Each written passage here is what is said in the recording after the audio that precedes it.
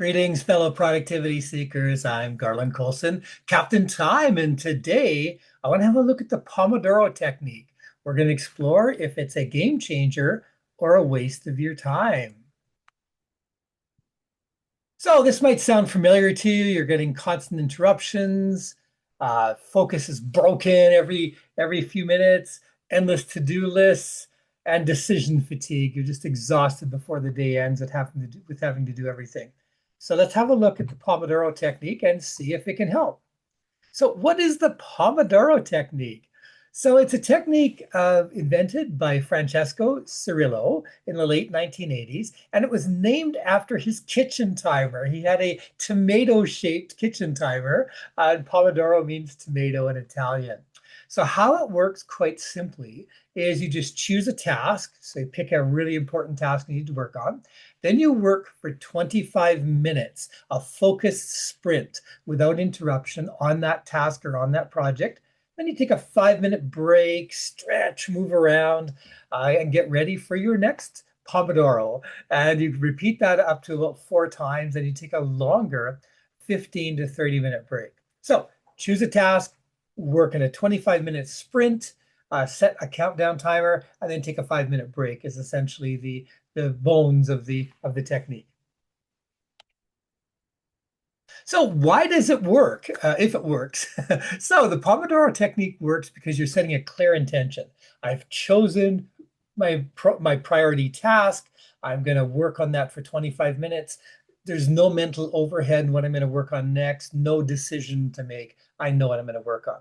And the ticking timer creates that sense of urgency, and it narrows your attention and minimizes distractions. You get your blinders on and you're going to work focused for that 25 minutes.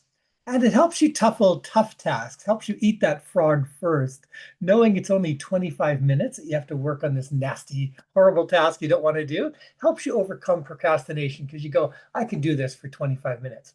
And it's a lot more efficient to batch your work and work on it in batches instead of jumping around and going, 5 minutes on a budget and then answer one email and make one phone call and 5 minutes on a client project. So this pulls together, you work on batches of your tasks in 25 minutes. So why does your brain like the Pomodoro technique? Work expands to fill available time. This is what always happens. If you've got 5 hours to work on something, it'll take you the whole 5 hours.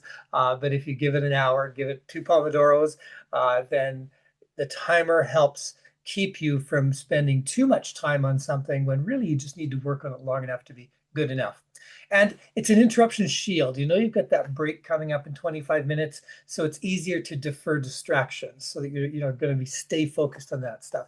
And having those structured breaks helps prevent that mental fatigue. Instead of working like 2 hours straight, sitting in your chair, suddenly you're in pain and you've worked too long and your brain just wants to shut down. So is it perfect? Does it work for everyone? No, not always. It works great for writing, coding, studying, where you need that focused work. You're working on your own. It helps beat procrastination. And I'm a big fan of always beating procrastination, so it works great. Some people complain that it doesn't work as well if you have those deep creative flow states. Or collaborative or meeting heavy roles or tasks requiring unbroken momentum. So that's some cases where it may not work as well, where you might want to do some adjustments.